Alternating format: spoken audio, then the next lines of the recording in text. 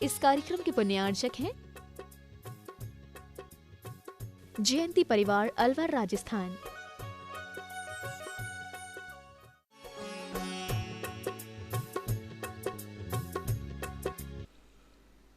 नमो सिद्धाणं नमो आयर्याणं नमो वज्रायाणं नमो लोये सौसाहूणं। पंच परमेष्टि भगवान की जय। आचार्य श्री गुरुवर कुंद महाराज की जय। आचार्य श्री गुरुवर विद्यासागर महाराज की जय। परम पूजनीय निर्यापक श्रमण पूज्य श्री सुधा सागर जी महाराज की जय। शुल्लक श्री धैर्य सागर जी महाराज की जय। पूज्य श्री के चरणों में समस्त जिज्ञासा करताओं की ओर से कोटि कोटि नमोस्तु वंदन। अमित जैन ग्वालियर, नमोस्तु महाराज श्री, मेरे मन में हमेशा अपने आप को खत्म करने का विचार आता, आत्महत्या करने का विचार आता है। मैं क्या करूं? ये ख्याल कैसे आना बंद कर पाएं? इसके लिए कोई समाधान बताएं महाराज जी। अपने जीवन की कीमत समझो, अपना जीवन कितना मूल्यवान है, और इसको खोने के बाद फिर कोई अच्छी गति नहीं मिलती, दुर्गति ही मिलती है। जिस कारण से तुम्हारे नकारात्मक विचार आते हैं, यदि इन नकारात्मक विचारों से आप सामना नहीं कर पाए, इनको यदि आप सहन नहीं कर पाए, तो आगे ऐसा स्थान मिलेगा कि वहाँ नकारात्मक विचार ही मिलेंगे। द्रव्य छेद काल भाव सब नकारात्मक होगा। इसलिए जो कुछ भी यहाँ है उसको सहन करो, उसमें सहिष्णु बनो, और ये मान के सहन करो कि यहाँ हमारे बिंदु सम दुख हैं, और इनको यदि हमने पलायन कर लिया तो हमें सिंधु के समान यानी सागर के समान और दुख उठाना पड़ेंगे। जब भी कोई कष्ट आता है उससे भागने की चेष्टा मत करो। जो कष्टों से विपरीत परिस्थितियों से भागने की चेष्टा करता है उसकी वही दशा होती है जो जेल से फरार होकर भागता है। व्यक्ति को अपराध की सजा मिल चुकी, यदि अब वो जेल से फरार होगा तो उसकी सजा और सख्त हो जाएगी, उसको और काली कोठरी में रखा जाएगा, उसे पकड़ा जाएगा। जेल का फरारी आदमी बहुत खतरनाक धाराएं लगती हैं, फिर उसको यातनाएं बहुत दी जाती। सजा बोलने के बाद तो एक ही तरीका है, समतापूर्वक उस सजा को काट लो, इसी में फायदा है। 20 सजा में फरार होने के लिए बात सोचना भी अपनी जिंदगी को और खतरे में डालना है। यही धर्म कहता है, यही सिद्धांत कहता है, प्रकृति कहती है, तुमने जो अपराध किया है उसकी जो भी कष्ट मिल रहे हैं, जो भी विपरीतताएं आ रही हैं, उसको सहर्ष स्वीकार कर लो। इन कष्टों से फरार होना, इन कष्टों से भागना, इन कष्टों से मरने का भाव करना, बहुत अपराध कर लोगे। बस ये उदाहरण तुम ध्यान रखना। सारे जगत को मेरा कहना है, जब भी तुम्हारी जिंदगी में कष्ट आए उनको सजा मांग के भोगना, उनसे फरार होना, उनसे आत्महत्या करना, उनसे भागना, ये जेल में फरारी अपराधी के समान तुम्हारी दशा होगी। ऐसी गलती कभी नहीं करना चाहिए। श्रीमती चंदा जैन, आष्टा मध्य प्रदेश। परम पूज्य गुरुदेव के चरणों में कोटिसा नमन। जिज्ञासा है, औपसमिक चारित्र में कर्म का क्षय कैसे होता है? क्योंकि कर्म तो एक समय में उदय में तथा बंध को भी प्राप्त होते हैं, बस सत्ता में भी होते हैं, तो ये औपसमिक चारित्र में क्षय कैसे होता है? औपसमिक चारित्र में किसी भी कर्म का क्षय नहीं होता, मात्र असंख्यात गुणी निर्जरा होती है। निर्जरा रूप क्षय निर्जरा दो प्रकार की होती है, एक देश निर्जरा और एक सर्वदेश निर्जरा। तो उपसम चारित्र के अंदर एक देश निर्जरा, जिसे हम असंख्यात गुणी निर्जरा कहते हैं, वो होते हैं। उपसम चारित्री का एक भी कर्म क्षय को प्राप्त नहीं होता, सभी कर्म उसकी सत्ता में बने रहते हैं। मात अनंतानुबंधी के संबंध में सत्ता अभाव हो जाता है, उपसम श्रेणी वाले की भी विसंयोजना हो जाती है, लेकिन वो भी विसंयोजना पुनः आकर के उसकी संयोजना हो सकती है। इसलिए उपसम श्रेणी वाला किसी कर्म का क्षय नहीं करता। टीकमचंद बड़जात्या जैन भीलवाड़ा। महाराज श्री, पूर्व में पहले मंदिर जी में छोटे बड़े जो भी अनुष्ठान मंडल विधान होते थे तो वो रंगों से, उसकी रंगोली से माणना बनाया जाता था, लेकिन आजकल छपे हुए माणना का उपयोग किया जा रहा है। तो क्या इसमें कोई दोष फल मिलेगा या नहीं मिलेगा? पहले सारे के सारे मसाले आटे सब घर में कुटते थे, सब कुटते थे, हल्दी कुटती थी, चावल को सब मसाले में सब कुटते थे। अब आज सब बाजार से रेडीमेड आने लगे। युग बदल रहा था, हर चीज का युग बदलता है। पहले इतने फ्लैक्स नहीं बनते थे, पेंटिंग नहीं होती थी, एक भावना होती थी। आज सब पहले लोग अपना दूध जमाते थे, दही कराते थे, फिर घी को मथते थे, मथानी चलती थी घर में। अब आज सब मशीनों से निकलने लगा। तो अब युग का एक ऐसा यंत्र का युग है आज का, हर चीज यंत्र पर लाना चाहता है। आज लोग शास्त्र पढ़ना पसंद नहीं करते, वो कहते महाराज मोबाइल में लाके ले लेता हूँ। मोबाइल से लोगों को पढ़ने में ज़्यादा सुविधा है आज के समय। शास्त्र नहीं पढ़ते, मोबाइल से स्वाध्याय करते, मोबाइल से पढ़ते। तो अब आज का युग ऐसा चल रहा है, लेकिन इसमें श्रेष्ठतम श्रेष्ठ तो वही है जो अपने हाथों से रंग से बनाया जाता है। ये फ्लेक्स के बनाए हुए चीजें, इनमें भावना नहीं है, इसमें वो भावना नहीं है। जैसे पहले जब कोई शादी ब्याह होता था, कोई भी साधु की आगवानी होती थी, बाजे वाले आते थे, ढोल वाले आते थे, शहनाई बजाते थे। अब वो शहनाई ढोल बारात के सामने बजाएंगे तो वो भावना से बजाता था, उसकी जैसी भावना थी। अब आज तो एक कमरे में बंद होकर के एक डीजी बना देते हैं, एक कैसेट बना देते हैं। अब वो कैसेट किस भावना से बनाई, किसके लिए बनाई, उसमें कोई रस नहीं है। मात आवाज है, सुरीली है, लेकिन उसकी जो एनर्जी है वो नहीं होती। तो मारना तो वास्तविक मारना तो हाथ से ही बनता है, लेकिन अब नाना मामा की अपेक्षा काना मामा ठीक है। श्रीमती कविता राजेश जैन, राजनांदगांव छत्तीसगढ़। महाराज श्री के चरणों में कोटि सा नमोस्तु। पूज्य श्री, अतिथि सम विभाग व्रत में साधुओं को आहार, औषधि, उपकरण, वसति का आदि देने के बारे में आता है। मेरा प्रश्न है कि यह तो हमें वर्ष में 1, 2 बार, 3 बार, 5 बार मौका मिलता है, तो बाकी दिनों में हम अतिथि शब्द विभाग संविभाग का व्रत का पालन किस प्रकार से कर सकते हैं, इसका समाधान करें। सभी व्रत जो हैं प्रतिदिन पाले ही जाते हैं। पहली बात, ऐसा ही कोई नियम नहीं है। कुछ व्रत ऐसे हैं जब हम क्रिया करें तब पालना है। जैसे हमारा एरिया समिति होता है, हम चलेंगे तब पालना है। मान लो हम 24 घंटे चले ही नहीं तो एरिया समिति कैसे? ऐषणा समिति, हम आहार को उठे ही नहीं तो ऐषणा समिति कैसे? बाहुबली ने जिंदगी में कोई एरिया समिति पालन नहीं की, ऐषणा समिति का पालन नहीं किया बाहुबली ने, प्रतिक्रमण नहीं किया। तो क्या 28 मूल नहीं थे? उनको आवश्यकता नहीं पड़ी। इसलिए व्रत जितने भी होते हैं आवश्यकता पड़ने के अनुसार होते हैं। अतिथि संविभाग प्रतिदिन पालन करना है नहीं, अतिथि हो तब करना है, नहीं हो तो करने की जरूरत नहीं। आपके व्रतों में भी कितनी चीजें आती हैं जो जब करोगे तब आपको प्रवृत्ति करना पड़ेगी। दिग्व्रत, देश व्रत, अनर्दन व्रत, शिक्षा व्रत आदि से सब आते हैं। अब शिक्षा व्रत में कई जाते हैं सामायिक, तो सामायिक तो जब सामायिक का समय आएगा तो करेंगे। कई आचार्य ने सल्लेख ना लिए, तो अब सल्लेख ना तो जब मरेंगे तब करेंगे, जिंदगी में थोड़ी करेंगे। तो ऐसे जब साधु हो तब एक बात। दूसरी बात है, हमारे यहाँ उत्तम, मध्यम, जघन्य भेद किए गए।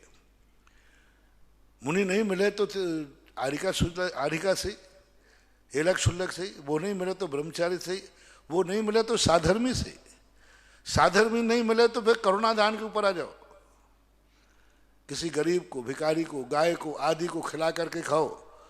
खिलाने के बहुत सारे तरीके, करुणा दान पे आ जाएगा। पात्र दान नहीं मिला तो पहले अक्सर कर गांवों में जो हुआ करता था, व्यापार होते थे। जैनी लोग जब ग्राहक आते थे तो सेठ जी अपनी दुकान से ग्राहक को अपने घर ले जाता था, क्योंकि वो जैन है, रात में नहीं खाता। तो सेठ कहते ग्राहक से, अरे भाई तुम रात में कैसे खाओगे, भोजन का टिफिन लाओ, नहीं आए, चलो घर चलो। तो बाजार से, दुकान से किसी जैनी को पकड़ करके घर जाके भोजन कराते थे। तरीका ढूंढो तो 1000 तरीका हैं, और बहाने बनाओ तो महाराज नगर में बैठे रहे और को आहार देने का भाव न आया। ऐसे लोग भी हैं, ऐसे लोग भी हैं कि देने वाले ग्राहक को अतिथि बना लेते थे, ग्राहक को अतिथि बना लेते कि नहीं चलो शाम को भोजन करेंगे, देने वाला। और जो को नहीं देना है, वे नगर में महामुनिराज भी बैठे रहे ना, तो भी उनको आहार देने का भाव नहीं आता। तो ये सब अपनी अपनी भावना के ऊपर है। फिर भी जब भी जैसा मौका मिलता है उस समय नहीं चूकना चाहिए। श्रीमती सविता जैन, गांधीनगर, ललितपुर। गुरुवर के चरणों में बारंबार नमोस्तु। चक्रवर्ती की विक्रिया के द्वारा बनाए गए जो अन्य शरीर है, उसमें आत्मा के प्रदेश किस प्रकार होते हैं महाराज जी?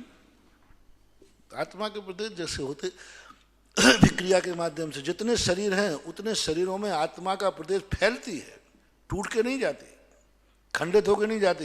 ये कुछ प्रदेश इस विक्रिया में, कुछ प्रदेश इस विक्रिया में, चारों तरफ 96,000 विक्रियाएं करता है। तो आत्मा के प्रदेश 96,000 रूप में फैल जाते हैं।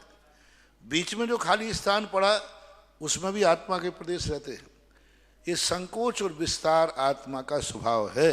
उन शरीरों में महाराज जी थोड़े थोड़े से प्रदेश होते हैं? नहीं नहीं, बराबर बराबर यही प्रदेश जितने अपने शरीर में हैं, यही प्रदेश उतने ही उसमें भी हैं, उसमें भी हैं, सब में बराबर होते हैं। नेमीचंद छावड़ा, जयपुर। नमोस्तु महाराज जी। शुद्धोपयोग जीवन में उतारने से धीरे धीरे मोक्ष मार्ग सुगम हो जाता है, ऐसा आगम एवं आप जैसे साधुओं की मान्यता है, हम लोग सुनते हैं। महाराज श्री प्रश्न ये है, शुद्धोपयोग कैसे प्रकट हो एवं इसके लिए क्या उपाय किए जाएं? शुद्ध उपयोग, पहली बात तो है, जिन जिन निमित्तों से राग द्वेष आदि परिणाम होते हैं, जो जो संबंध राग द्वेष आदि करते हैं, उन संबंधों को छोड़ना पड़ेगा। जब तक बाह्य परिग्रह है, एक धागा भी है, तब तक शुद्ध उपयोग नहीं हो सकता। 6ठे गुण स्थान तक शुद्ध उपयोग की चर्चा किसी भी आचार्य ने नहीं की। यानी जब तक वो महाव्रत स्वीकार नहीं करेगा, दोनों प्रकार का चारित्र स्वीकार नहीं करेगा, तब तक शुद्ध उपयोग नहीं हो सकता है। इसलिए गृहस्थ को तो शुद्ध उपयोग होता ही नहीं है, होता ही नहीं है। आकाश के तारे जमीन पे आ सकते हैं, लेकिन गृहस्थ को कभी शुद्ध उपयोग नहीं हो सकता, आत्मानुभूति नहीं हो सकती, शुद्ध आत्मानुभूति। इसलिए गृहस्थ का तो सवाल ही नहीं।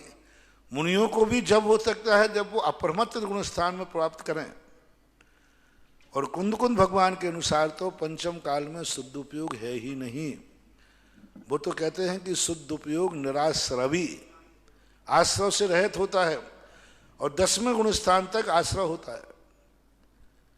तो 11वें 12वें गुण स्थान में शुद्ध उपयोग होता है। पूज्यवर वीर सिंह स्वामी महाराज ने श्री धवला जी में भी 10वें गुण स्थान तक धर्म ध्यान कहा, और 11वें 12वें गुण स्थान में शुक्ल ध्यान कहा। शुक्ल ध्यान अपर नाम शुद्ध उपयोग, धर्म ध्यान अपर नाम सुपयोग। तो ये आगम के परिप्रेक्ष्य में यदि अपन देखते हैं तो गृहस्थ को शुद्ध उपयोग की किसी भी आचार्य ने चर्चा नहीं की, होता भी नहीं है, होता ही नहीं है। दर्शन जैन, सूरत। महाराज श्री के चरणों में नमोस्तु। प्रश्न है कि रावण आदि जो नरक में गए हैं, क्या वो अभी तक वहां से निकले नहीं, अभी भी वहीं हैं या निकल गए हैं? अभी वहीं, कोई ज्यादा समय नहीं हुआ, वहीं। 100 वैशाली जैन बंडर, नागपुर, महाराष्ट्र। नमोस्तु भगवान गुरुदेव। जिज्ञासा है कि नारायण और प्रतिनारायण दोनों एक ही काल में होते हैं, दोनों अर्धचक्री अर्थात 3 खंड के स्वामी होते हैं। तो गुरुदेव, जिज्ञासा है कि उन दोनों के पास भरत क्षेत्र के कौन कौन से 3 खंड होते हैं? दूसरा प्रश्न, आर्य खंड किसके पास रहता है? तीसरा प्रश्न, क्या उनके समय में चक्रवर्ती होते हैं या नहीं होते? पहली बात तो है कि दोनों का काल कदापि एक नहीं होता। जिस दिन अर्धचक्री मरण को प्राप्त होगा, उसी के बाद वो चक्रवर्ती कहलाएगा। जो दूसरा अर्धचक्री है। नारायण प्रति नारायण दोनों का राज एक साथ नहीं होता। जन्म हो सकता है, जैसे रावण का जन्म हो चुका था, रावण अर्धचक्री बन गया, वर्षों पहले से बना हुआ है। लक्ष्मण जी का जन्म हो गया, रावण अभी जिंदा है, लेकिन लक्ष्मण चक्रवर्ती जब भी माने जाएंगे जब रावण का मरण होगा। नारायण प्रति नारायण को मारने के बाद ही अर्धचक्री बनता है। दो राजा एक साथ कभी नहीं होते। 3 खंड के राज्य में दोनों को एक साथ राजा कभी नहीं होंगे। एक म्यान में 2 तलवारें नहीं, एक सिंहासन पर 2 राजा नहीं। तो ये दोनों का भिन्न भिन्न काल है, एक साथ दोनों राजा नहीं होते हैं। आर्यखंड फिर दोनों का सवाल ही नहीं, वो तो सब जितना राज उसका था उतनी राज जिनका हैगा। आर्यखंड में ही रहते हैं सारे लोग, आर्यखंड में ही रहते हैं सब। आर्यखंड तो एक ही है, तो एक ही 2 राजा एक साथ नहीं हो सकते। नारायण प्रति नारायण नहीं हो सकते। नारायण प्रति नारायण के समय चक्रवर्ती नहीं होता कदापि। चक्रवर्ती के मरण होने के बाद नारायण हो सकता है, नारायण के मरण होने के बाद चक्रवर्ती हो सकता है। 63 सलाह का पुरुषों में कुछ शक पद छोड़कर, जैसे बलभद्र और नारायण और तीर्थंकर, ये तीनों एक साथ हो सकते हैं। बाकी और सारे के सारे ने तीर्थंकर और चक्रवर्ती हो सकते हैं, लेकिन तीर्थंकर जब तक घर ग्रस्त अवस्था में रहेंगे तब तक चक्रवर्ती नहीं हो सकता। क्योंकि चक्रवर्ती यदि पहले हो जाएगा तो तीर्थंकर को चक्रवर्ती की अधीनता स्वीकार करना पड़ेगी। इसलिए तीर्थंकर जब दीक्षा ले लेते हैं उसके बाद चक्रवर्ती को चक्ररत्न की उपलब्धि होती है, जैसे भरत चक्रवर्ती को हुई थी। तो कुछ ऐसे नियोगी सिद्धांत हैं कि इनमें बहुत विचार करके निर्णय किए गए हैं। ऐसा निर्मल जैन अशोकनगर से, नमोस्तु महाराज श्री, हमारे आगम में 3 लोक संबंधी एक महास्कंद का उल्लेख आता है, तो मुनिश्री इस महास्कंद के बारे में बता दीजिए, वो कहाँ है, किस प्रकार से होता है? महास्कंद कुछ नहीं, ये 3 लोक एक पिंड स्वरूप है, सारे बात बड़ों से घिरा हुआ है, तो इसी को महास्कंद बोलते हैं। अलग से कोई इसकी उपलब्धि देखने में नहीं आई। आर जैन दहली, नमोस्तु महाराज जी, यदि कोई मुनि एसी और हीटर आदि का उपयोग कर रहे हो तो हमें नमोस्तु करना चाहिए कि नहीं? अरे भाई, जब एक बाजार में तुम नरियल ठोक बजा के रहते हो तो गुरु को भी, महाराज को भी थोड़ा ठोक बजा लेना चाहिए।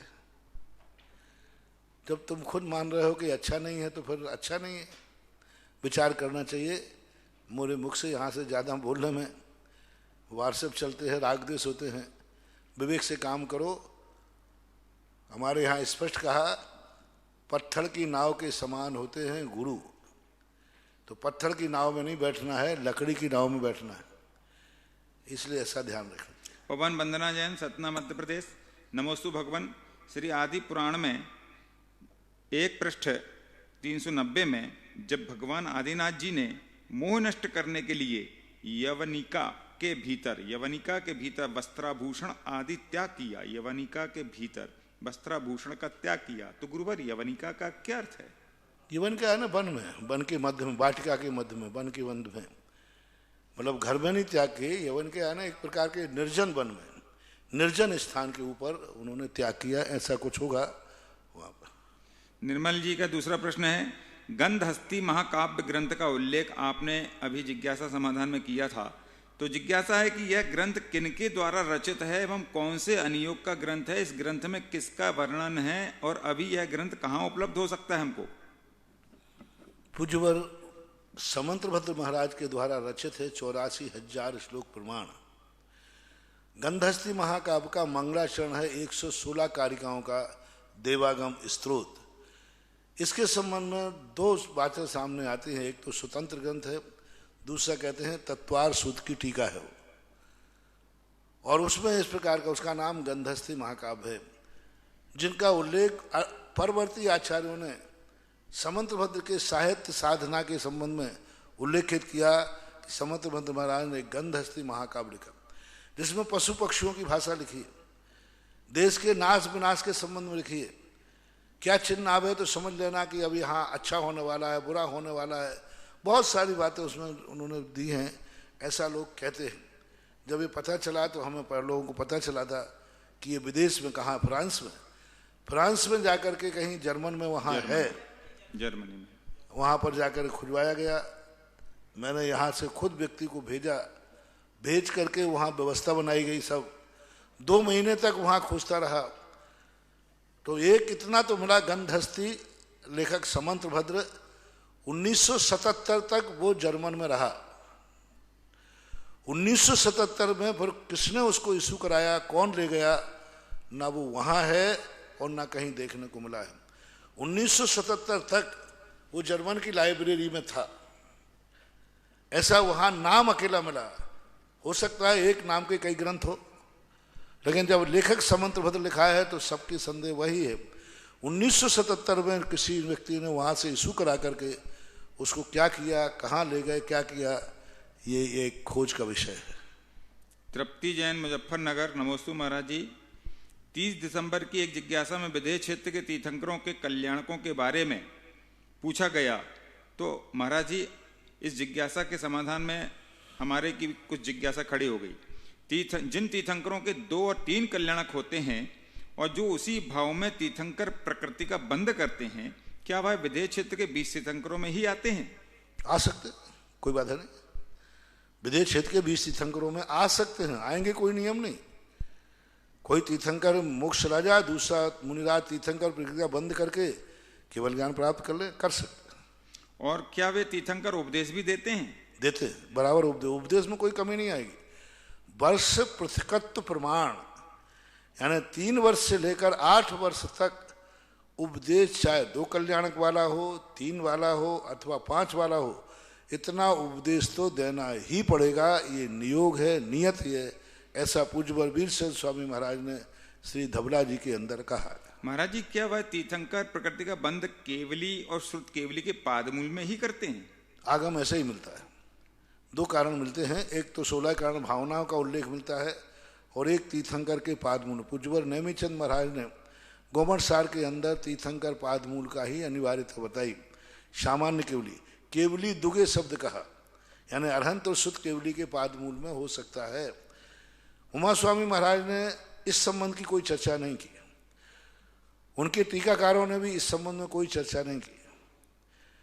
सठखंडागम के अंदर 16 कारण भावनाओं का उल्लेख किया। उन्होंने कहा कि 16 कारण भावनाएं जो हैं, इनके माध्यम से तीर्थंकर प्रकृति का बंध होता है। कहाँ बंद होता है, इस क्षेत्र के संबंध में उमा स्वामी महाराज या उनके परवर्ती टीकाकार कुछ भी नहीं बोल रहे, न तो निषेध कर रहे हैं और न समर्थन कर रहे हैं। महाराज श्री विदेह क्षेत्रों में 20 तीर्थंकर ही होते हैं या उससे अधिक भी होते हैं? हो सकते, अधिक भी हो सकते। महाराज श्री सभी विदेह क्षेत्रों के तीर्थंकरों के नाम समान होते हैं क्या? वहाँ गद्दी के नाम से होते हैं। उस नगरी में, उस क्षेत्र में जो भी तीर्थंकर होंगे उनका नाम सीमंदर ही होगा। दूसरी नगरी है, दूसरा जो क्षेत्र है, वहाँ पर बाहु मंदर, सीमंदर, सुबाहु, बाहु, तो वहाँ एक नगरी के हिसाब से उनका नामकरण हो जाता है। वो वही नाम माने जाते हैं। पदमचंद काला भीलवाड़ा से। महाराज श्री नमोस्तु। महाराज श्री, एक कहावत आती है, जैसा खावे अन्न वैसा होवे मन और जैसा पीवे पानी वैसे होवे वाणी। कुछ लोग कहते हैं कि ये सब रूढ़ी बातें हैं, पुरानी बातें, ऐसा ही सिर पैर की हैं, लेकिन महाराज जी इसमें हमको कुछ वैज्ञानिकता दिखती है, तो क्या ये बात सही है? ये बात संस्कार होता है। आज मध्याह्न में स्वाध्याय में हम यही चर्चा कर रहे थे। संस्कारों का प्रभाव पड़े, कोई नियम नहीं है, लेकिन पड़ सकता है। खान पान का प्रभाव मस्तिष्क पर पड़ता है, पानी का प्रभाव भी मस्तिष्क पर पड़ता है, संस्कारों का प्रभाव मस्तिष्क पर पड़ता है, क्षेत्र का प्रभाव संस्कृत पड़ता है, बहुत बड़ा प्रभाव पड़ता है।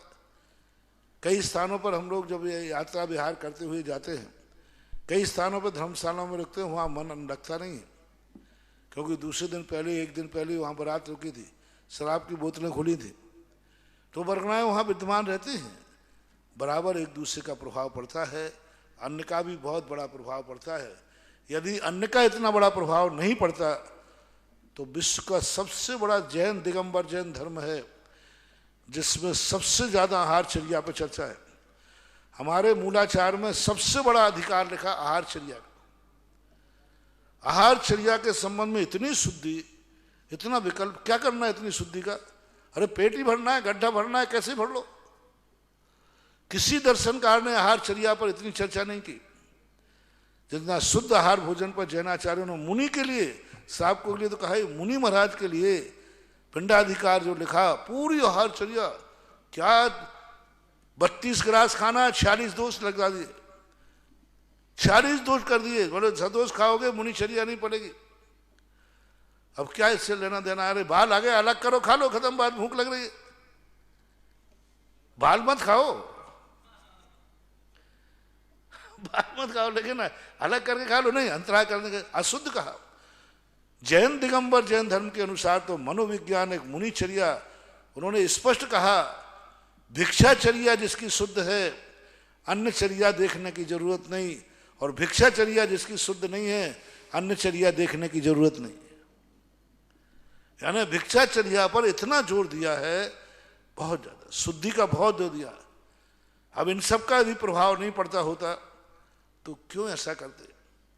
शास्त्रों में भी अशुद्ध आहार के कई दुष्परिणाम देखे गए, लेने वालों का भी और देने वालों का भी, दोनों के संबंध में कथाएं शास्त्रों में पदे पदे विद्यमान है, और मनोविज्ञान पड़ता है और बहुत बड़ा प्रभाव पड़ता है। अन्न भोजन पानी का ये निमित्त कहलाते। ठीक है, कुचित कदाचित किसी का उपादान इतना सशक्त होता है कि निमित्त प्रभावकारी नहीं हो पाता है, लेकिन इसका अर्थ ही नहीं है। ऐसे होता है, एक व्यक्ति ट्यूबलाइट खा जाता है, कुछ भी नहीं होता, कुछ भी नहीं हुआ, पूरी ट्यूबलाइट खा गया। तो अब सभी ट्यूबलाइट खाने लग जाए तो ऊपर चले जाएंगे। इतना सा कांच का टुकड़ा चला जाए तो प्राण जा सकते हैं, और वो पूरी ट्यूबलाइट खा गया। तो ये कुचित कदाचित ऐसी स्थितियां बनती हैं। बाकी प्रभाव पड़ता है, बराबर पड़ता है, हर चीज का प्रभाव पड़ता है। हम जो देख रहे हैं जिसे, उसका प्रभाव पड़ता है, जिसको सुन रहे हैं उन शब्दों का प्रभाव पड़ता है, हम चल रहे हैं माटी का प्रभाव पड़ता है, हम किसी वस्तु को छू रहे हैं उसका प्रभाव पड़ता है। निमित्त नैमित्तिक संबंध ये सारे तीन लोक में एक दूसरे को पड़ते हैं। इसे हमारे यहाँ संयोगज भाव कहते हैं। संयोगज भाव का अर्थ है दो वस्तुओं का जहाँ संयोग होगा कोई ना कोई रिएक्शन होगा, कोई ना कोई रिएक्शन होगा। हो ही नहीं सकता कि ऐसा कोई रिएक्शन ना हो। अब कौन किस रूप में परिणत होता है ये उनकी उपादान शक्ति पर आश्रित होता है। राजीव जैन शिवरार्थी अमर पाटन महाराज श्री, बहुत सोच विचार करता हूँ, हमारा जन्म हुआ तब हम अकेले थे, जब हमारी मृत्यु होगी तब भी हम अकेले ही जाएंगे। फिर जीवन में दूसरों के संभालते रहने की आवश्यकता ही क्या है? क्यों इसमें हम फंसे रहते हैं? क्यों संभाल रहे हो? अभी तो तुम्हारी भूल है। प्रकृति ने तो कहा नहीं, प्रकृति ने कहा था अकेले भेजा, अकेले रहो, अकेले आ जाओ। अभी तुम्हारी भूल है कि तुम सबको जोड़ते फिर रहे हो। यही तो भ्रम है, यही तो माया है। इसी को तो बोलते माया, इसी को बोलते संसार, और क्या है। महेंद्र जैन पत्रकार, नमोस्तु गुरुदेव। आजकल की नई पीढ़ी में स्टेटस, स्टैंडर्ड और ज्वेलसी का बुखार तेजी से चढ़ रहा है। नई पीढ़ी के बच्चे अपने स्टेटस, स्टैंडर्ड से बिल्कुल समझौता नहीं करते और मौका आने पर अपने परिवार, समाज और धर्म को भी दांव पर लगा देते हैं, और ये सब आपसी ज्वलन का नतीजा है। महाराज जी, ये हमारे परिवारों, समाज, धर्म और राष्ट्र के हित में घातक है। महाराज जी, इस दलदल से बच्चों को कैसे बाहर निकालें? मैं हमेशा कहता हूं बच्चों के संबंध में, सबसे पहले तो दलदल में माता पिता फंस रहे हैं, उनका आकर्षण है, सबसे ज्यादा उनका आकर्षण है। बच्चा शुरुआत में जो भी करता है तुम्हारी आज्ञा से करता है, तुम्हारे पालन से करता है। तुम नहीं चाहते हो कि बच्चा ठीक रहे, तुम खुद जाकर के बच्चे को, बच्चा शुरुआत में नहीं कह सकता मुझे कौन से स्कूल में पढ़ाना, कॉलेज में, कोई एजुकेशन में आप एडमिशन दिलाते हो, बच्चों को सलाह परामर्श आप देते हो। सबसे पहले बच्चे के जन्मदिन पर चॉकलेट तुम ला के देते हो। शुरुआत की बात है। जब बच्चा रोता है तो तुम्हारे पास तो समय है नहीं। पहले जब बच्चा रोता था, माँ रोती तो उसको गोदी में उठा करके अपनी गोदी में खिलाता ही थे माँ। अब आज बच्चा रोता है तो उसको मोबाइल पकड़ा देते, और तुमने तो अपना पिंड छुड़ा लिया। अब उस बच्चे के अंदर देखो, मनोविज्ञान देखना अभी प्रभाव का था। बच्चा रोया, माँ ने उठा लिया, छाती से लगा लिया गोदी में। अब बच्चे के अंदर संस्कार पड़ गया कि जब भी मैं रोऊंगा, मेरे ऊपर संकट आएगा, मेरा संकट, मेरा दुख दूर करेगी मां। उसे साइकोलॉजी बना ली। पशु और बच्चा बहुत साइकोलॉजी बनाता है। मेरे काम कौन आ रहा है? देखो मैं रो रहा था, मेरे आंसू मां ने पहुंचे। अब जैसे ही बच्चा रोया, तुमने मोबाइल पकड़ा दिया, उसने समझा मेरे काम कौन आया? मोबाइल। बड़े होने के बाद वो मोबाइल में चिपका रहेगा, तुम रोते रहना। आप बच्चे रोया है तो उसके दुख दूर करने के लिए मोबाइल को सौंप दिया। बच्चा रो रहा है, उसको चुप करना मोबाइल का काम है। और वो मोबाइल में लेकर इतना दत्तचित हो जाता है। ये मोबाइल बच्चे ने मांगा था कि तुमने दिया था? सबसे शुरुआत बताओ। जब बच्चा शुरुआत में रो रहा था तो तुमने दिया था कि उसने मांगा था? दिया था। उसको पहला बटन चढ़काना तुमने सिखाया, वो नहीं जानता था। अब बड़े होने के बाद फिर तुम समझाते हो बेटा मोबाइल मत रखना। बोले पापा इसी ने मुझे पालने में चुप किया है। जब जब मैं रोता था आप इसी से मुझे चुप करते थे, अब मैं छोड़ नहीं सकता। तो जो आदत पड़ती है उसको बहुत छोटी अवस्था में बच्चों को हमें चेतना पड़ेगा। जहां आप बच्चों को चेत रहे हैं वहां बच्चे बहुत दूर निकल जा चुके हैं। वहां तक तुम्हारी आवाज नहीं जाएगी। जब तक बच्चा गोदी में है तब तक उसको सुना लो, लोरियां जितनी सुनाना है। जब तक तुम्हारे अंडर में है तब तक आप सुना लीजिए। और यदि आप बचपन से ही वही संस्कार उनको देते तो आज 75-80% बच्चा तुम्हारे पास होता, तुम्हारे संस्कारों में होता।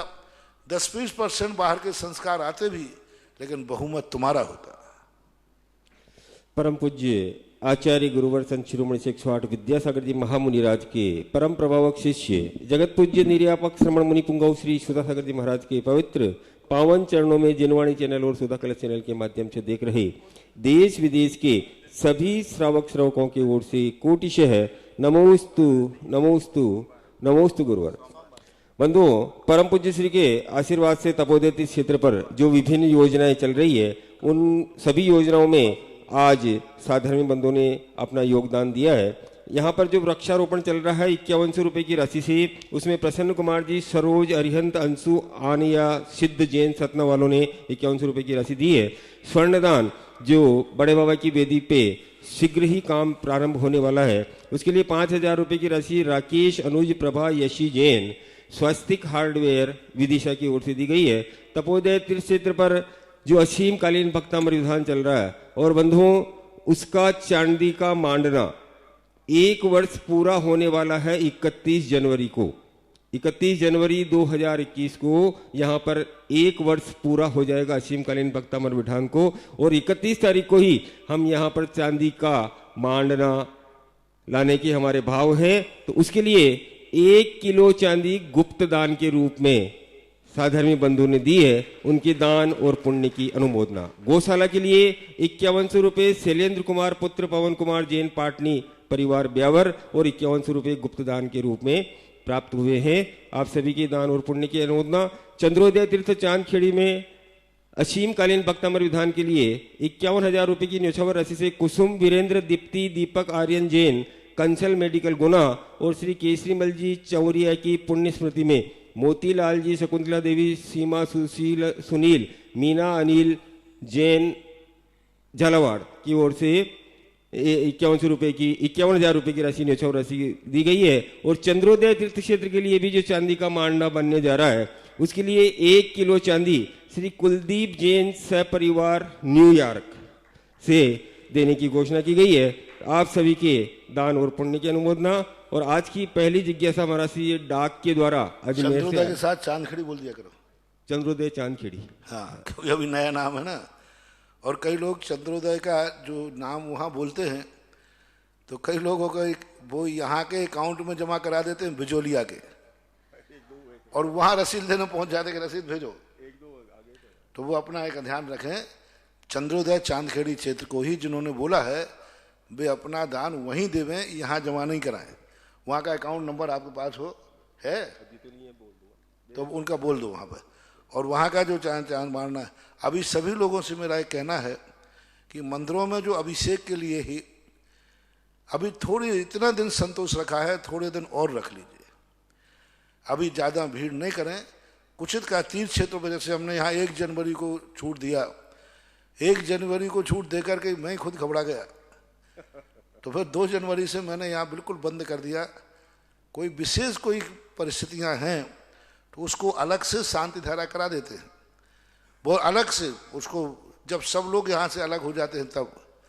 अभी थोड़ी देर तीर्थ क्षेत्रों पर और थोड़ा, इतने दिन का कष्ट उठाया है, थोड़ा और उठाए। कुचित का ज़्यादा कोई तीर्थ क्षेत्र में बोली लेता है उसको शुद्धिपूर्वक अभिषेक करा देते हैं। जनरल लोग अभी थोड़ा तीर्थ क्षेत्रों पर दबाव न डालें, कमेटियों को ज़्यादा परेशान न करें, इसलिए अभी थोड़े दिन और शांति रखें। अब इतने दिन अपन ने संकट उठाया है, बताते हैं कि थोड़े दिन की बात और है, औषधि भी इसकी आने वाली है, सरकार भी इसमें सावधान है। तो यदि अपना अच्छा लक्षण दिख रहा है तो अंत में क्यों अपन भगवान को अशुद्धि की स्थिति लाएं, थोड़ा सा और गुंजाइश करें। और जनरल लोग जो अभी अभिषेक करते हैं, वे जो बाहर घूमते हैं, बाहर जाते हैं, वो रुकें। मात बोली वाले या शांति धारा वाले ही करें। अभी ये पाबंदी सभी क्षेत्रों पर लागू रहना चाहिए। चंद्रोदय तीर्थ चांदखेड़ी के मोबाइल नंबर, वहाँ के जो नंबर हैं, आप सुबह जिनवाणी चैनल पर 8 बजे जो अभिषेक आता है उस पर आप देख सकते हैं। वो 10 मिनट तक आपको बराबर वहाँ नंबर मिलेंगे। और आज की प्रथम जिज्ञासा महाराज से ये डाक से आई है, अजमेर से श्री दिलीप जी जैन।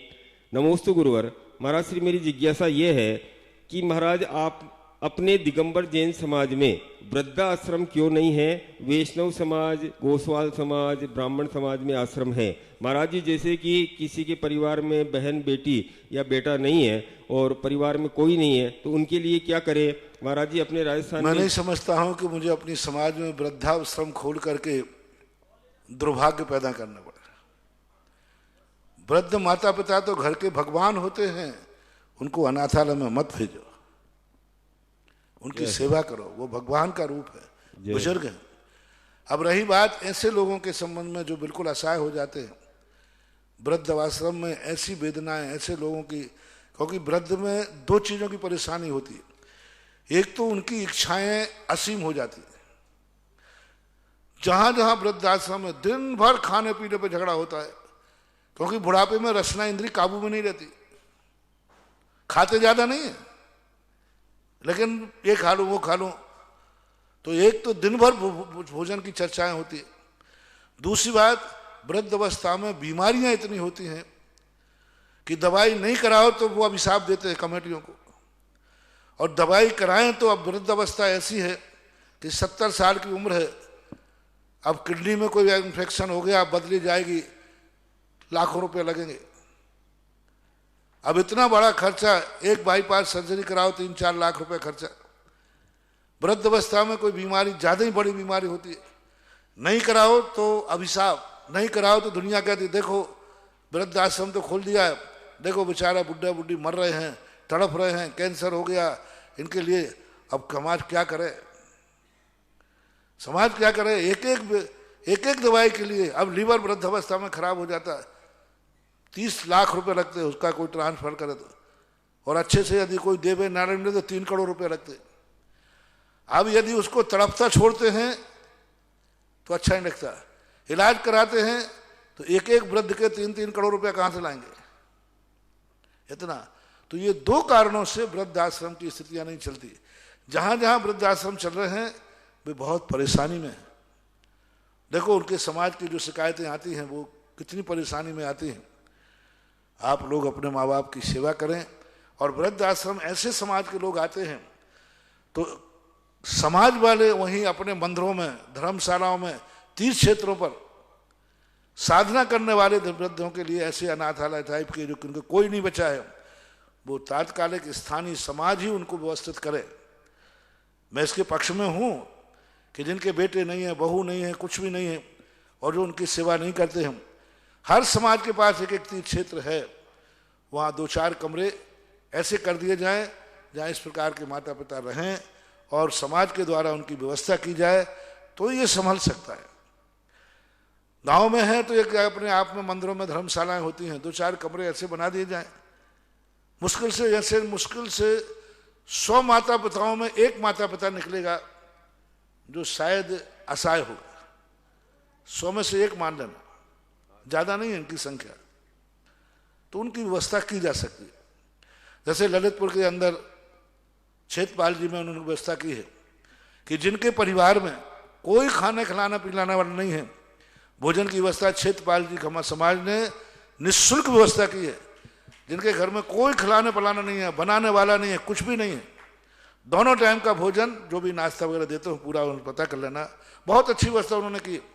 आओ अपने आप आओ, भोजन करके और जाओ बस। तो ऐसी व्यवस्थाएं आप लोग स्थानीय तौर पर बनाएं, बड़े बड़े शहरों में बनना चाहिए कि यदि कोई माता पिता ऐसे हैं भोजन नहीं बना पा रहे, बहू भोजन बना के दे नहीं रही, माता पिता वृद्ध लोग हैं, उनकी भोजन की व्यवस्था कर दो, 2 टाइम कपड़ों की व्यवस्था कर दो। सबसे बड़ी समस्या है बीमारी की, क्योंकि बीमारी के लिए व्यक्ति बच्चों की तो सेवा उम्र कम है तो कोई दान देने वाला दे देता है, वृद्ध लोगों के लिए कोई देने को तैयार नहीं होता। तो कुछ ऐसी समस्याएं हैं। आपका प्रश्न है बहुत अच्छा है, लेकिन बस इनको मैं कह रहा हूं स्थानीय स्तर पर ऐसे लोगों की व्यवस्था बनाई जाए तो अच्छा रहेगा बाहर की अपेक्षा। अगली जिज्ञासा ऑडियो के माध्यम से, और उसके बाद तैयार रहेंगे। जैसे हम वानप्रस्थ आश्रम में रखते हैं तो हम नियम से कह देते घर का त्याग नहीं करोगे, बीमार होते ही घर जाओगे। स्वस्थ हो, वानप्रस्थ का नियम है हमारे यहाँ, जब तक तुम स्वस्थ हो धर्म ध्यान करना तो यहां रहो, बीमार होते ही तुरंत 24 घंटे के अंदर घर पहुंच जाना अपने माँ बाप अपने बच्चों के पास, क्योंकि फिर यहां तुम्हारे लिए क्लेश हो जाएगा, संक्लेश हो जाएगा। वृद्ध अवस्था में घर को छोड़ करके रहना बहुत बड़ी रिस्क है। तैयार रहेंगे मनोज जी जैन, खनियादाना।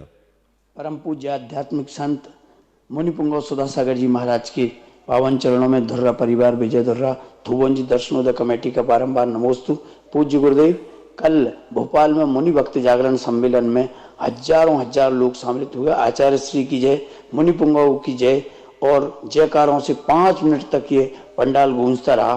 तब देखकर लगा कि आपने कहा था कि हर घर से विष्णु कुमार मुनिराज हो, वह स्थिति देखने को मिली। गुरुदेव, हजारों लोग स्वप्रेरणा से वहां पहुंचे, जबकि कोई वहां संत विराजित नहीं था। इसके बाद भारतवर्षीय दिगंबर जैन तीर्थ क्षेत्र कमेटी के राष्ट्रीय अध्यक्ष प्रभात जी व तीर्थ क्षेत्र कमेटी के तमाम पदाधिकारियों के मध्य 4 प्रस्ताव पारित किए गए, जिसमें एक प्रस्ताव ये भी था कि एकांत पंक्तियों से रोटी बेटी व्यवहार न किया जाए। गुरुदेव, धनाढ़ लोगों से हमारे लोग संबंध कर लेते हैं, तो इसे उन्हें कैसे समझाया जाए। साथ ही रविंद्र जैन को मुनि भक्त समिति का अध्यक्ष बना दिया गया और प्रभात जी जो तीर्थ क्षेत्र कमेटी के अध्यक्ष हैं, उन्होंने इस प्रस्ताव को रखा। वीरेश जी, मैं स्वयं उपस्थित था, रेखा दीदी, सभी लोगों ने इस प्रस्ताव को ध्वनिमत से पारित किया, पूरे सदन ने पारित किया। लेकिन गुरुदेव, मैं बाद में मैंने अपने वक्तव्य में ये कहा कि इस संस्था को तीर्थ क्षेत्र कमेटी के अंदर रखा जाए।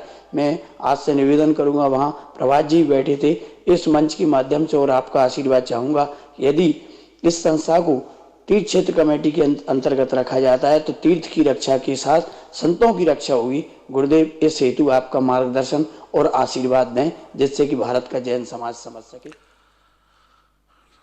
अब तीर्थ क्षेत्रों की रक्षा के साथ साथ मुनि रक्षा की व्यवस्था भी हम ही बनाएं क्या? हम तीर्थों की रक्षा तक तो कुछ बोल सकते हैं, अब मुनि की रक्षा के लिए भी हमें, अभी मैं रविंद्र जी हैं, लोग जो कार्य कर रहे हैं, अभी तुम लोग करो। विष्णु कुमार मुनि को बाद में, जब तुम्हारे काबू से बाहर हो जाए तो फिर चिंता मत करना, फिर मैं विष्णु कुमार बन के विक्रिया करूंगा। जय हो।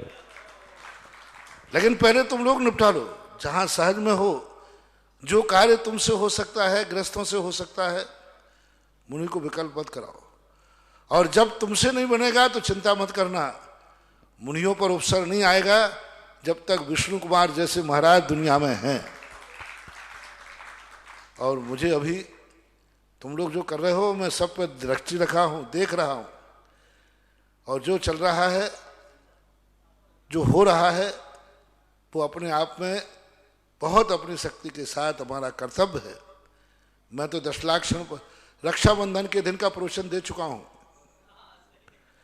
रक्षाबंधन के दिन का हमने प्रवचन दिया था और उसमें स्पष्ट कहा था, श्रावक की कोई मर्यादा नहीं होती। श्रावक अपने गुरु की रक्षा करने के लिए क्या करता है, वो मैंने उदाहरण उस दिन दिए थे। और मुनि महाराजों को जब उतरना पड़ता है तो वो भी कोई बड़ी बात नहीं। 700 मुनि की रक्षा के लिए विष्णु कुमार को भी अपनी विक्रिया करना पड़ी थी। अभी इसके संबंध में जो चल रहा है ठीक है, बाद में विचार करके उचित निर्देशन दूंगा। मनोज जी जैन।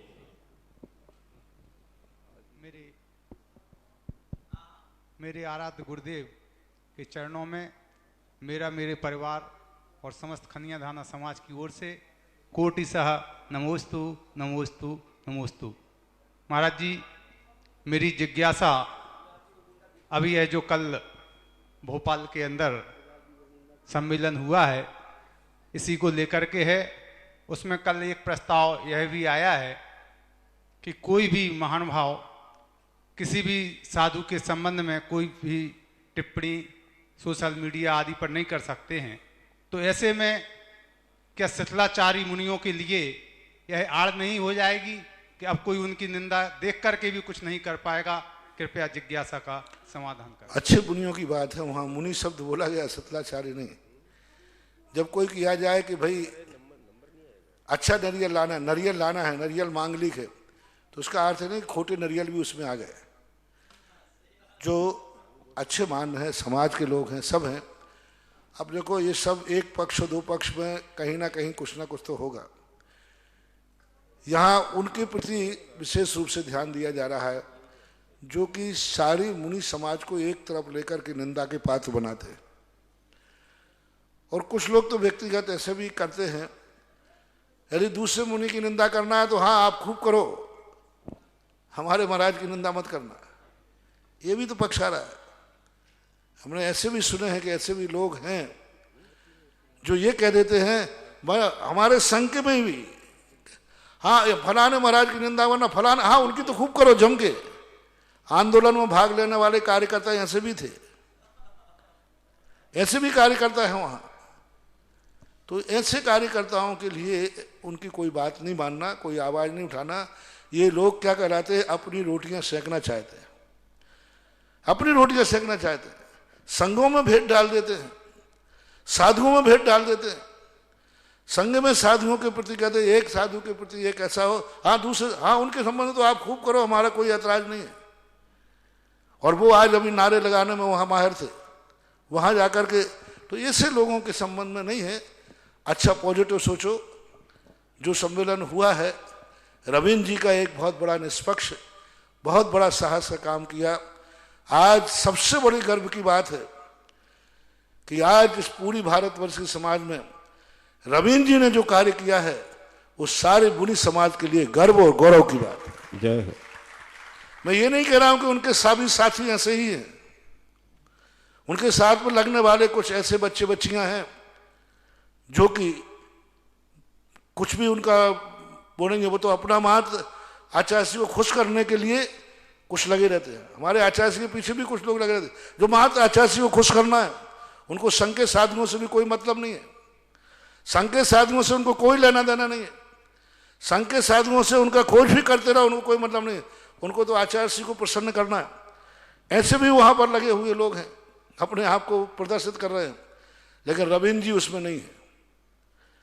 रविंद्र जी का जो स्टेटस है, रविंद्र जी ने जो प्रसंग उठाया है वो एक बहुत न्यायोचित है, बहुत बड़ा कहना चाहिए। पूरे के पूरे श्रमण संस्कृति के लिए श्रमण संस्कृति का बहुत बड़ा आदर्श काम किया है। और जिस ढंग से सामने वाले ने फाइटिंग की थी उसको उसी ढंग में उत्तर देना चाहिए, वो रविंद्र जी ने किया है। तो रविंद्र जी की बात को लेकर के जो कार्य हुआ उसके लिए मेरा पूरा पूरा आशीर्वाद है और ऐसे ही सदा होना चाहिए।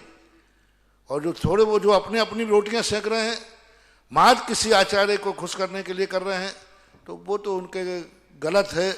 क्योंकि ऐसे लोगों का मैं कभी नाम भी नहीं लेता हूं, मैं चर्चा भी नहीं करता हूं।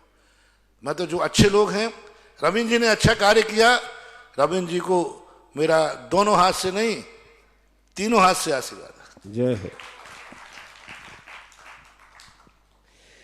अगले जिज्ञासा के लिए तैयार रहेंगे अनुभव जी जैन शास्त्री खनियादाना। प्रतीक जैन तारादेई की जिज्ञासा महाराज श्री। नमोस्तु महाराज जी, मेरी जिज्ञासा ये है कि कल की राजा कौन होते हैं और ये निकट भविष्य में कब आएंगे और क्या करेंगे? कल की राजा। कल की राजाओं के संबंध में 1000 साल के बाद कल की, 500 के बाद उपकल की होता है। इनके संबंध में चर्चाएं तो पूज्यवर यति विषम महाराज ने त्रिलोक परिणति में की हैं और भी यत्र तत्र इनका वर्णन मिलता है, लेकिन अभी तक ये प्रमाणिक सिद्ध नहीं कर पा रहा हूं 2, 2.5, 3 हजार में कि कल की किसे कहा जाए, उपकल की किसे कहा जाए। लगभग 2.5, 3 हजार वर्ष होने वाले हैं पंचम का लगे हुए, लेकिन अभी तक कोई एक ऐसा प्रमाणिक नहीं मिल रहा है जो कल की और उपकल के लक्षण बताए हैं। वो लक्षण रखने वाला कौन हुआ है, कौन हो रहा है, इसका इतिहास में कोई प्रमाणिकता नहीं मिल रही। वर्णन जरूर मिलता है, इसलिए बस इतना ही कहूंगा कि वर्णन तो है लेकिन उसका स्पष्टीकरण नहीं कर पा रहा हूं। अनुभव जी जैन शास्त्री। परम पूज्य गुरुदेव मुनिपुंगव श्री सुधा सागर जी महाराज के चरणों में अनंतानंत कोड़ा कोड़ी बार नमोस्तु नमोस्तु नमोस्तु। श्रवण संस्कृति संस्थान रजत महोत्सव जयवंत हो जयवंत हो जयवंत हो। गुरुदेव मेरा प्रश्न है, हम लोग भक्ति में पढ़ते हैं, सिद्ध भक्ति में तव सिद्धे णय सिद्धे संयम सिद्धे चरित्र सिद्धेय नाणम्य दंशणम्य सिद्धे शेषा नमस्यामि। महाराज जी, तव सिद्धे णय सिद्धे संयम सिद्धे और चरित्र सिद्धे, इन जो सिद्धों में भेद किया गया है, इन किस अपेक्षा से भेद है और ये सिद्ध कैसे होते हैं? नमोस्तु। प्रधानता होती है। आपने देखा कई साधु लोग तप में बहुत माहिर होते हैं, उपवास आदि करने में उनकी बहुत विशेषता होती है। जो घोर से घोर उपवास करते हैं, जैसे बाहुबली, तब सिद्ध, तप में सिद्ध हुए, ध्यान में सिद्ध हुए, जिन्होंने तप के अलावा कुछ किया ही नहीं। नए सिद्ध वस्तु तत्व का चिंतन करते हुए किसी नए का आलम्बन लेकर के वे तत्व दृष्टि पर पहुंच गए। किसी ने व्यवहार नए का आलम्बन लिया, किसी ने निश्चय नए का आलम्बन लिया और उस तत्व दृष्टि पर पहुंच गए। तो जो तत्व चिंतन करते हैं, आखिरी बार उन्होंने क्या किया, किसके माध्यम से उनको आगे गति मिली, तो नए सिद्धे, चरित्र सिद्धे। कई लोग चर्या करने में बहुत माहिर हैं, तप नहीं हो पाते उनसे, लेकिन चर्या करते हैं, चारित्र में बहुत निपुण हैं, सभी प्रकार के चारित्रों में उन्होंने डिक्टेंशन प्राप्त किया।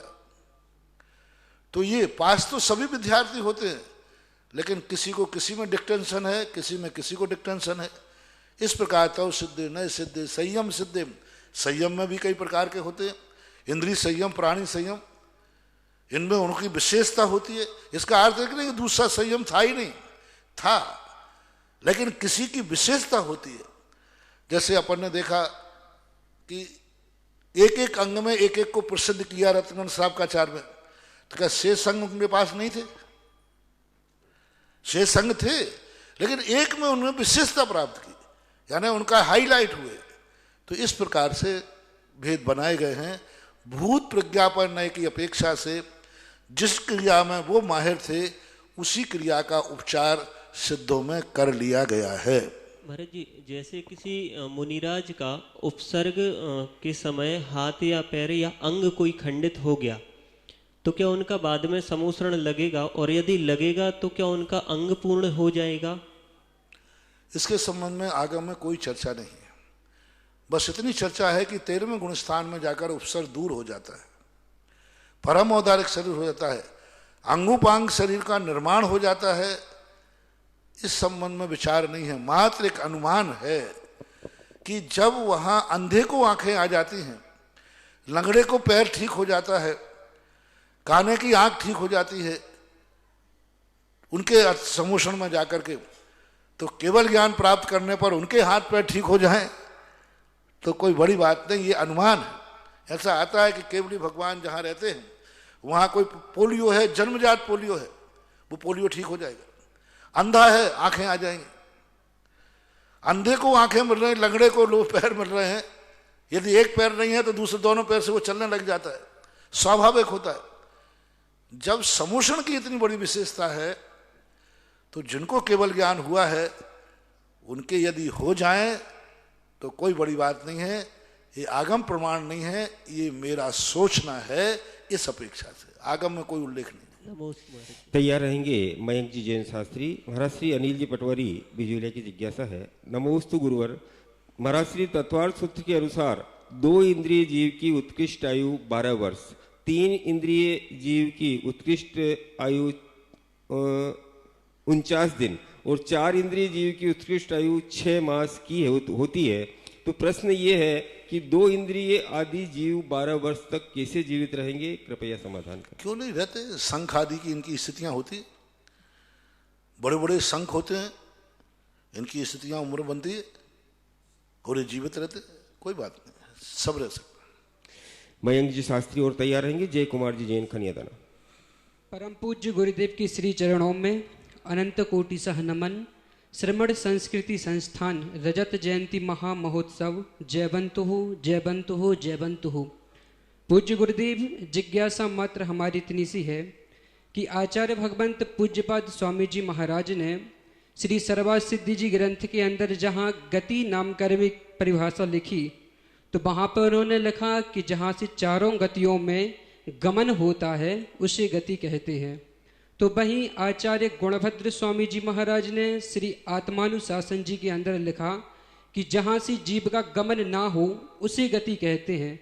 पूज्य गुरुदेव, 2 महान आचार्यों द्वारा दी गई इस गति की परिभाषा में हम किसे सत्य मान करके उस पर अपना श्रद्धा व्यक्त करें? दोनों कथन ठीक हैं। एक कथन में ये है कि जहाँ जहाँ जाया जाता है उसको गति बोलते हैं, शब्द की व्युत्पत्ति यही है। लेकिन गति उसे बोलते जहां रुका जाता है। जैसे अब मनुष्य गति है, तो अपन मनुष्य गति में कब तक रुकेंगे? जब तक मनुष्य गति के नाम करो, मनुष्य आयु और मनुष्य गति इन दोनों का गठबंधन मान लें तो पूज्यवर अमृत आत्मानुशासनकार कहते हैं जहां जीव ठहरता है, रहता है, उसे गति बोलते हैं। 4 गति होती, त्रियंश गति, मनुष्य गति, देव गति। यहाँ अपन मनुष्य गति मानी जाए तो मनुष्य गति जाने वाले की मनुष्य गति मानी जाएगी, जो मनुष्य गति में है उसकी गति मानी जाए। मनुष्य गति के जीव किसे कहेंगे? जो मनुष्य गति में है। देवगति के जीव किसे कहेंगे? जो देवगति में है। देवगति में, जो देवगति से निकल चुके हैं वो देवगति में आएंगे, या जो देवगति में है वो देवगति में आएंगे? जो देवगति में है। मनुष्य गति से जा चुके वो देवगति में आएंगे, या जो है वो देवगति में आएंगे? वो देव। ये पूज्यवर आत्मानुशासन का दृष्टिकोण है, कथन है। पूज्यवर जो अन्य आचार्यों ने गौमर सार आदि में कहा, तो उन्होंने कहा कि जिन गतियों को प्राप्त किया जाता है, क्योंकि गति शब्द जो है संचालन, तो ये कथन का भेद है, दोनों में कोई अंतर नहीं है, दोनों कथन एक ही है। सम्यक दर्शन के माध्यम से अनंत संसार सुखाकर चुल्लू भर रह गया, और दूसरी जगह कहा करण लब्धि के माध्यम से संसार सुखा दिया गया। तो अब दोनों में कुछ नहीं, कारण और कार्य को उपचार कर लिया जाता है, इसलिए दोनों को ऐसा मानना चाहिए। गाड़ी किसका नाम है? चलती का नाम गाड़ी है, लेकिन खड़ी हुई को भी तो गाड़ी कहते हैं। अब दोनों में सही कौन है? एक गाड़ी चल रही थी, व्याकरणाचार्य थे, वो थे आपके संस्थान के पंडित जी साहब, कौन? अरुण जी शास्त्री। तो उनसे कहा ये गाड़ी जो है ये जा रही ना गाड़ी है, वो कहते नहीं, गलत बोल रहे हो आप, जो खड़ी है वो गाड़ी है। और अपन क्या बोलते हैं? चलती का नाम गाड़ी। तो अभी बोल देते हैं। गाय किसे कहते हैं? जो चल रही हो, बैठी हुई गाय, वो भी गाय है, वो भी गाय है, क्या देते हैं? तो इन दोनों में कोई अंतर नहीं है। उन्होंने अध्वान की अपेक्षा से जीव जिसमें रुकते हैं वह गति है, उन्होंने संचालन की अपेक्षा कहते हैं जिसको प्राप्त करते हैं उसको गति कहते हैं। ऐसा इसमें विवक्षा, दोनों में परस्पर विरोध नहीं है, दोनों में कारण कार्य का उपचार किया गया है, ऐसा माना जाए। जय कुमार जी जैन खनियादाना। पूज्य मुनिश्री के श्री चरणों में खनियादाना जैन समाज एवं मुहासा परिवार का नमोस्तु नमोस्तु नमोस्तु। पूज्य गुरुदेव, ऐसा कथन है, जोर से बोलो भाई, कि भगवान जब बाल काल अवस्था में तीर्थंकर के भोजन स्वर्गों से आते हैं, तब स्वर्गों में भोजनांग है ही नहीं, तो वहां से फिर उनका भोजन कैसे आता है? नमोस्तु गुरुदेव। भोजनांग नाम के कल्पवृक्ष वहाँ नहीं, 8 प्रकार के कल्पवृक्ष होते हैं, लेकिन देवों को भोजन लाने में कहीं से कोई दिक्कत नहीं है, क्योंकि भोग भूमि कल्पवृक्ष भी वहाँ ऐसे जनरल कल्पवृक्ष होते हैं जहाँ देवता लोग जा सकते हैं। आगम में कोई इस प्रकार का प्रश्न उठाकर कोई खुलासा किया नहीं गया, बस इतने किया देवो पुनीत, देवों से लाया जाता है। इसका समर्थन हमें वहाँ से मिला, भद्रबाहु स्वामी महाराज के समय जब विशाखाचार्य चंद्रगुप्त मौर्य मुनि दीक्षा लेकर के दक्षिण से उत्तर की तरफ आ रहे थे और जंगल में चतुर्मास करने की स्थिति बन गई, 14 चौथ हो गई, यानी 5 दिन भी पूरे हो गए, तो घनघोर जंगल में चतुर्मास हुआ। बताते हैं कि 4 महीने तक देवताओं ने छुप करके, यानी कैसी विकार माया विक्रिया करके 4 महीने संघ को आहार दिया। अब 4 महीने संघ को जो आहार दिया है वो भोजन देवता कहाँ से लाए होंगे? तुम्हारी रसोई में से चोरी की होंगी 2-2 रोटियां कहाँ से लाए होंगे? ये प्रश्न ऐसे उठते हैं।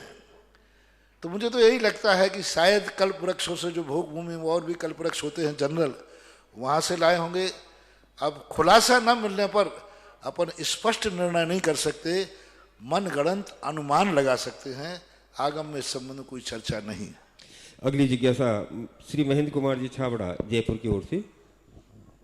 मेरे परम पूज्य आराध्य गुरुदेव सुधा सागर जी महाराज के चरणों में मेरा और मेरे परिवार का त्रिवार नमोस्तु नमोस्तु नमोस्तु। गुरुवर, मेरी जिज्ञासा है कि जिस प्रकार एक द्रव्य दूसरे द्रव्य का उपकार करता है, उसी प्रकार जो सिद्ध भगवान हैं वे किस प्रकार उपकार करते हैं? बहुत बड़ा उपकार करते हैं सिद्ध भगवान सिद्ध का। जो पहले सिद्ध पहुंच गए हैं वे दूसरे सिद्ध को जगह नहीं दें तो सबको वापस लौटना पड़ेगा। जैसे आप लोग ट्रेन में बैठ जाओ, पहले सीट पे पहुंच जाओ, पर पीछे वाला आए तो कई बार ट्रेन का गेट लगा देते हैं। हाँ, बंद कर लेते गेट का, कोई नहीं आ जाए। तो एक सिद्ध भगवान जो है दूसरे, एक माही एक राजो एक माही अनेक नो, एक सिद्ध में अनंत सिद्ध हो जाओ, क्योंकि सिद्धालय तो 45 लाख योजन प्रमाण है और सिद्ध कितने बन गए? अनंत। यदि पहले पहुंचने वाला सिद्ध अपने में अवगाहना की शक्ति नहीं रखता तो फिर तो जितने पहुंच गए थे उतने ही रहते, अभी तक और जा नहीं पाते। तो कुछ उपकार करते हैं, कुछ उपकार होता है। हमारा उपकार कैसे करते हैं वो? हमारा उपकार करते हैं कि वो हमारा अपकार नहीं करते। सबसे बड़ा चीज, एक बार चर्चा में आया, भगवान को परम करुणावान कैसे कहा? क्यों भी किसी को बाधा नहीं पहुंचाते। एक व्यक्ति वह है जो बीमार की दवाई करता है और एक व्यक्ति भावना भाता है कोई बीमारी ना हो। दोनों में श्रेष्ठ कौन है? वो के जो बीमार ना हो। वो किसी को, एक व्यक्ति किसी को बाधा पहुंचा के कहता है आई एम सॉरी प्लीज, और एक व्यक्ति कहता है मैं किसी को बाधा ही नहीं पहुंचाऊंगा। दोनों में श्रेष्ठ कौन है? वो जो बाधा नहीं पहुंचाता। बस अपन लोग तो क्या, किसी को बाधा पहुंचाते हैं, गलती करते फिर कहते आई एम सॉरी प्लीज, हमने तुम्हारी क्षति की, मैं तुम्हारी क्षति पूर्ति कर दूंगा। क्योंकि तुमने किसी की गाड़ी से गाड़ी ठोक दी, अब झगड़ा होने लगा, अरे भाई घबराओ मत, जो खर्च आएगा मैं दूंगा। सिद्ध भगवान वो भगवान है जो किसी की गाड़ी को ठोकते ही नहीं है। किसी को बाधा नहीं पहुंचाना ही सबसे बड़ा उपकार है उनका। ऐसा आचार्यों ने कथन किया है कि वो किसी को बाधा नहीं दे। दूसरा, जो निमित्त शक्ति उनकी है, आज नमो सिद्धाणम कह करके हम कितने कर्मों की निर्जा कर रहे हो। आज नमो सिद्धाणम कह करके हमने 700 मुनियों के कोड़ों का कोड़ दूर हुआ सिद्ध चक्र मंडल विधान से।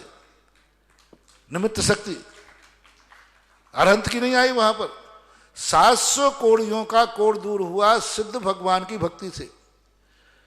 नमः सिद्धिभ्य कह करके कितना बड़ा कार्य होता है। हमारे सारे मुनियों के लिए सिद्ध भक्ति पढ़ते हैं, उसी से सब कार्य सिद्ध होते हैं।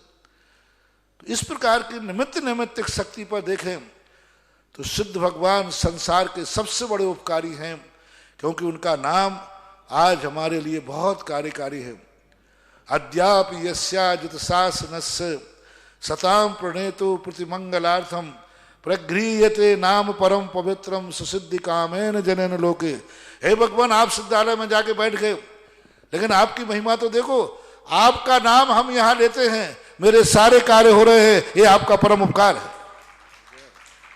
एक उपकार करता है और एक से उपकार होता है।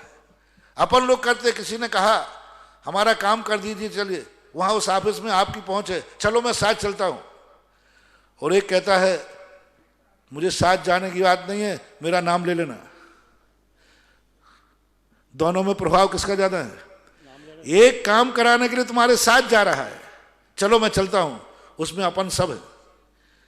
और सिद्ध भगवान से कहा भगवान मेरा काम करना है, बोले कोई बात नहीं, जा मेरा नाम ले लेना। तो सिद्ध भगवान कितने प्रभावकारी हैं, उनके नाम से ही हमारे काम हो रहे हैं। ऐसा समंतभद्र महाराज ने भगवानों का उपकार माना है। आज की जिज्ञासा समाधान का समय यही समाप्त होता है।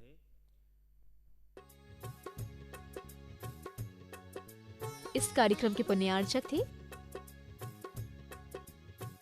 जयंती परिवार अलवर राजस्थान।